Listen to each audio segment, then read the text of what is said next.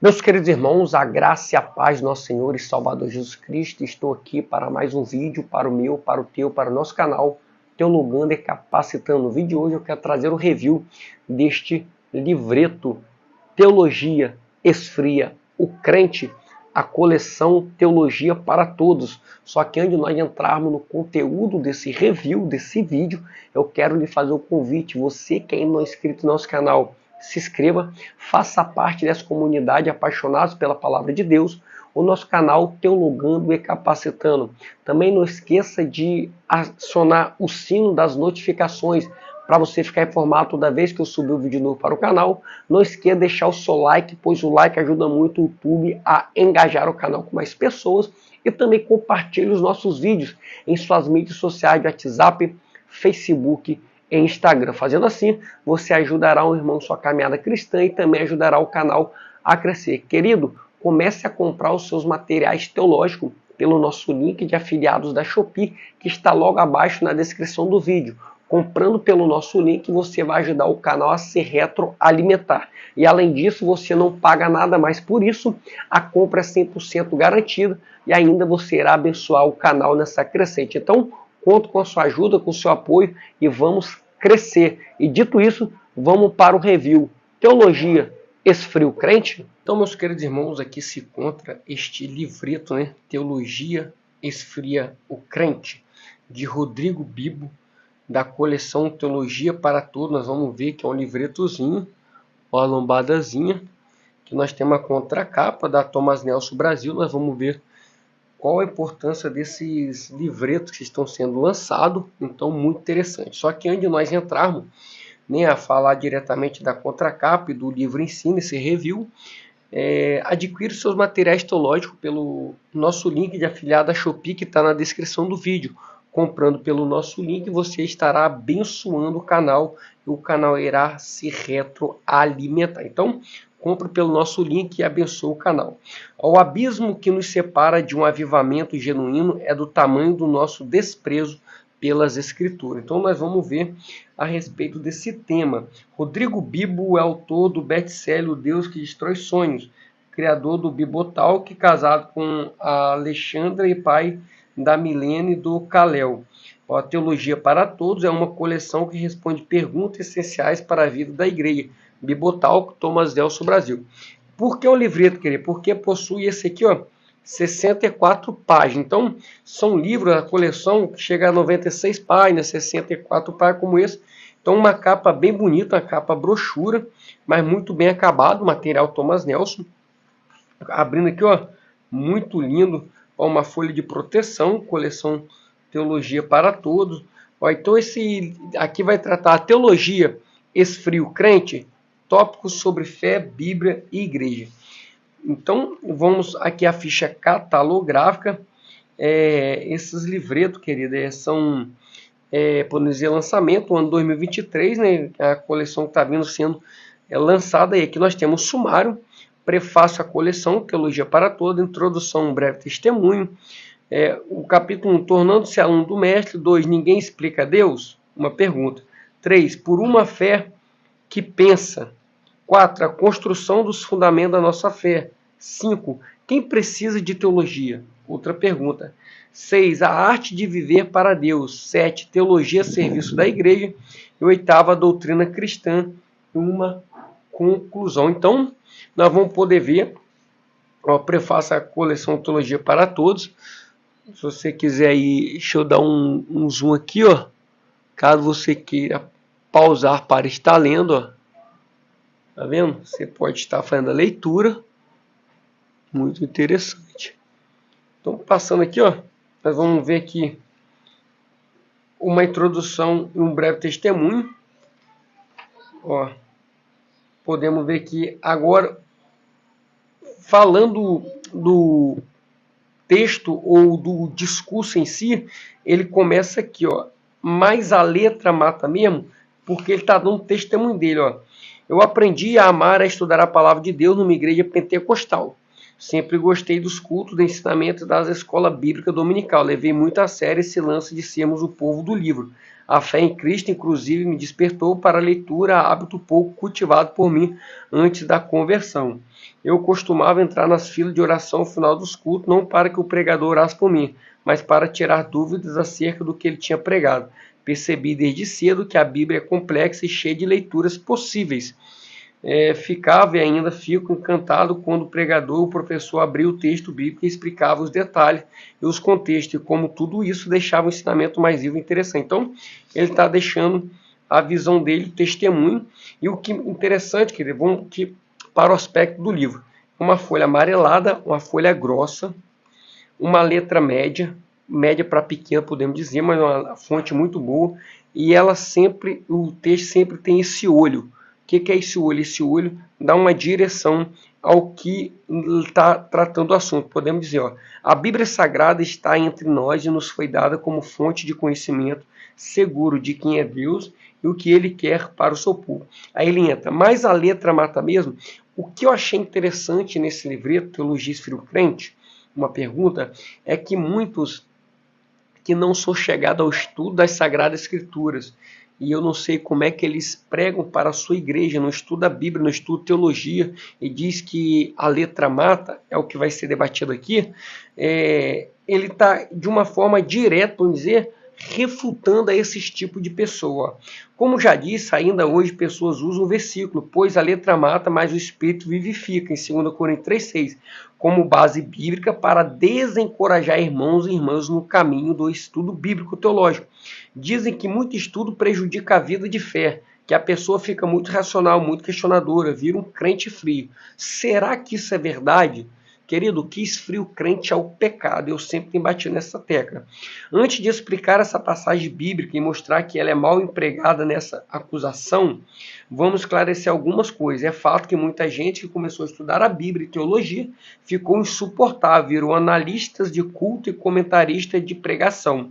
Começou a questionar práticas da igreja e nada mais foi bom o suficiente. Infelizmente, isso aconteceu comigo quando eu não nutria desejos missionários, mas desejava ensinar a igreja local. Então, o intuito sempre foi nobre, porém o acesso ao conhecimento me tornou arrogante. Isso porque eu só estava no início da jornada teológica. Graças a Deus e a irmãos maduros, fui calibrando minha busca teológica e vida na igreja. Afinal, não faz sentido conhecer a Bíblia se não for para servir a igreja. Muitas igrejas não cultivam um ambiente de ensino e aprendizagem. Lideranças inseguras e despreparadas não aceitam que seus sermões sejam questionados, protegendo-se sob a égide de serem homens ou mulheres de Deus. Isso é absurdo, visto que o próprio apóstolo Paulo teve suas pregações analisadas pelos bereanos e que Jesus não se ofendeu com a dúvida de Tomé. Então ele vai trabalhar, e aqui tem outro olho aqui no texto. Por isso, uma cultura de mansidão, humildade e sabedoria precisa ser cultivada nas comunidades, a fim de que questionamento não seja pedra de tropeço, mas degrau de crescimento. Então, ele traz um testemunho do que aconteceu com ele quando ele foi se tornando um estudioso da teologia. Então, isso não pode fazer com que o crente seja arrogante e soberbo. Então, nós temos que entender que a teologia é para servir a igreja e não para matar os irmãos em Cristo Jesus. Tornando-se aluno do mestre, ele vai trazer um ponto aqui a respeito. O ministério de Jesus tem como ponto de partida os seus ensinamentos. E ele começou a ensiná-lo. Mateus 5,2. Jesus iniciou sua missão ensinando as pessoas o caminho do reino de Deus. Ele não só demonstrava com poder a chegada desse reino, como também esclarecia os princípios que eles estabeleceriam nesse reinado. Se lermos o Evangelho com atenção, perceberemos que tanto os milagres como os grandes exorcismos que Jesus realizou eram, na verdade, acessórios para chamar a atenção aos seus ensinamentos. Os sinais foram os importantes para provar que ele era o Messias, testificar que ele era o Salvador, que Deus prometerá no Antigo Testamento. Entretanto, a importância dos milagres não estava nele, mas no que apontavam. Esses fundamentos ensinados por Jesus se tornaram a base da pregação dos apóstolos e, consequentemente, a base da igreja nascente. Então, nós vamos ensinar. Então, vamos caminhar aqui sempre para o texto, as crianças em Cristo. Um livro bem dialogado, uma letra boa, os olhos do texto em negrito, com a letra maior. Capítulo 2, ninguém explica a Deus. Então, um livro muito interessante. Ninguém explica Deus. Do crente ao ateu, ninguém explica a Deus. Aquela letra de hino que muitos estão acostumados a ouvir. Ó. O povo evangélico brasileiro, os participantes do BBB, o carro da pamonha, o porteiro, o jogador de futebol. Durante um tempo, muita gente cantou essa música e mesmo sendo bonita, no fundo reforça um preconceito contra a teologia. Aí ele vai aqui, ó, trazer uma nota explicativa, tá bom? Eu nem quero falar do preconceito com a ciência, pois no momento a letra afirma: o universo se formou no seu falar, teologia para explicar, o Big Bang para disfarçar. Infelizmente, a maioria dos crentes não sabe que essa teoria científica foi criada por um cristão. Aceitar a teoria do Big Bang não anula a teologia de Gênesis. Para saber mais sobre a correta relação entre fé e ciência, ouça o podcast de ABC2, Associação Brasileira Cristã da Ciência, com Bibotal. Então ele vai dizer que, ó, eu entendo que Deus não pode ser explicado em sua plenitude, ele não cabe em nossa teologia, em nossa música ou num tubo de ensaio. Nem na Bíblia ele cabe. Ele é grande e transcendente, ele nos escapa. Contudo, nós temos uma Bíblia e ela fala de Deus, ela explica uma flação de Deus. Deus se revelou e se deu a conhecer, logo, ele quer ser percebido. Então, sim, nós podemos explicar Deus de certa forma, visto que temos acesso à revelação que foi preservada em livros canônicos, a partir dessa coleção de livros que é a Bíblia, podemos ler e interpretar a revelação manifestada, tanto na natureza como no Filho de Deus. Nós podemos e devemos fazer isso. Ele quis assim. Então, ele refuta aqui de uma forma indireta também esse hino que ninguém explica Deus. Ela vai trabalhar sobre a revelação geral, a revelação específica ou especial, que é dada através da palavra, ou vai dizer que trazendo revelação aqui de Hebreus, né? Ensinando, muito interessante esse livreto. Então, é muito edificante nós ler a respeito desse livro, vai ensinar se a teologia realmente esfria o crente, por uma fé que pensa o que é a fé cristã. Então, ó, depois de falar da superioridade da obra de Cristo e de reforçar que o justo verá pela fé e não retrocederá no caminho, o autor da carta aos Hebreus dá uma definição de fé. Ora, a fé é a certeza daquilo que esperamos e a prova das coisas que não vemos, pois por meio dela que os antigos receberam bom testemunho. Hebreus 11, 1, 2. Em seguida, e até o fim do capítulo, o autor dá exemplo histórico dessa fé. Noé, Abraão, Raabe e muitos outros. Então, muito interessante esse livreto. Vou adiantar aqui que o vídeo está longo, a fé sozinha, a fé, fezinha e fé inútil. Muito interessante. Ó, a construção dos fundamentos da nossa fé são respostas práticas para o nosso dia a dia, tá bom? Ó, razão, experiência, muito bem escrito, muito bem dialogado esse material. Quem precisa de teologia? A única resposta possível à pergunta do título é: todos precisam, todos que dizem acreditar em Jesus Cristo. Uma pergunta melhor é: que tipo de teólogo eu sou? Que tipo de teólogo nós somos? Bons que querem cavar mais fundo ou ruins que seguem no vaso sem alicerce? Nas palavras de Janis Salwin, toda vez que pensamos em Deus, envolvemos-nos com teologia. A pergunta, portanto, não é se seremos teólogos. Não temos escolha quanto a isso. Pelo contrário, a questão é que tipo de teólogos seremos, bons ou maus, responsável ou irresponsável.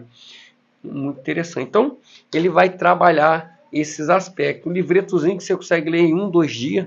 A arte de viver para Deus, teologia como ciência, teologia como caminho, teologia como testemunho, teologia a serviço da igreja, ó, teologia e louvor. Muito interessante. Teologia e missão, teologia e ministério pastoral, a doutrina cristã. Então, estou adiantando aqui, ó, roteiro da vida, o caminho da verdade.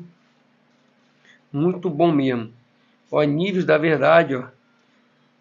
Verdade, Deus somente é verdade absoluta, verdade, escrituras são a verdade simples, historicamente condicionada a concretizar a verdade, a teologia é verdade à medida que reafirma de forma precisa a verdade historicamente concreta da escritura em categorias entendidas pelos ouvintes contemporâneos. Verdade pode se aproximar da verdade, mas apenas em alguns pontos, sendo a estrutura do entendimento, todo o sistema teológico estão sob a categoria da verdade. Teologias verdadeiras, muito interessante.